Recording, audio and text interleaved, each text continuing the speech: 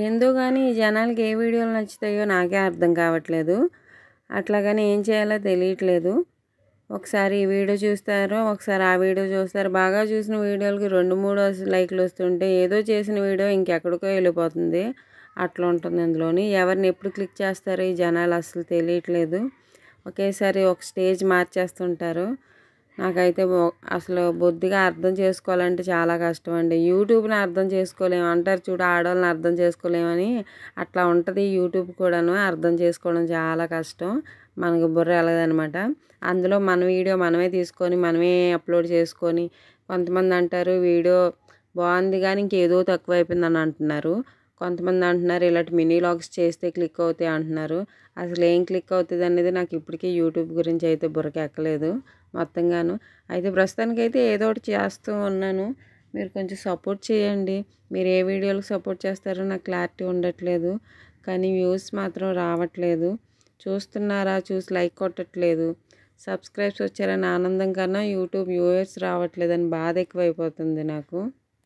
నాకైతే నమ్మకం అయితే ఉంది ఏదో ఒక రోజు క్లిక్ అవుతానని.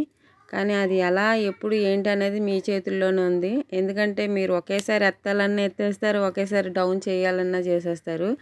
అది కేవలం సబ్స్క్రైబర్స్ వల్లే సాధ్యం అనమాట. అయితే ఈరోజు నా మినీ వ్లాగ్ ఇదనమాట. మీకు నచ్చితే లైక్ చేయండి, సబ్స్క్రైబ్ చేయండి. అలాగే ఇప్పుడు పిల్లలందరూ స్కూల్కి వెళ్ళిపోయి ఎటో వెళ్ళిపోతే, కానీ మా ఆయన ఇంట్లో పూజ చేస్తున్నారంటే పొద్దున్నే మగవాళ్ళే పూజ చేస్తే ఆ ఇంటికి చాలా మంచిదండి. ఇది అందరూ చెప్తున్నారు. చాలామంది ఎలా బిహేవ్ చేస్తారంటే మగవాళ్ళు, నేను ఎందుకు చేయాలి, నేను మగాడిని కదా అనే లెక్కల్లో బిహేవ్ చేస్తారు. మీరు అలా చేయకండి దయచేసి. ఇది మీ ఇంట్లో పూజ చేస్తే ఇంటిల్లి పాదికి చెందుతుంది మీ పిల్లలందరికీను. ఆ లెక్కల్లో పూజ చేయండి. మీ ఇల్లు అనుకొని చేస్తే పర్లేదు. కొంతమందిని ఆడవాళ్ళని కూడా చాలా చులకనగా చూస్తూ ఉంటారు. ఆ బిహేవియర్ ఎందుకనో నాకు నచ్చదు. నాకైతే పర్లేదు.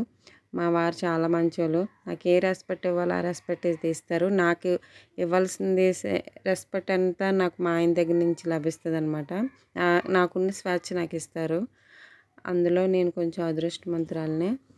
నెక్స్ట్ కాకపోతే నాకు నేనేదో సంపాదించాలి, ఏదో సాధించాలి అనుకొని యూట్యూబ్ స్టార్ట్ చేశాను.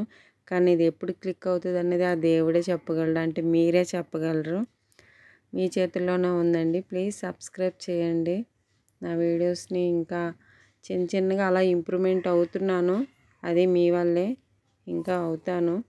ట్రై చేస్తూ ఉంటాను కొత్త వీడియోస్ పెట్టడానికి.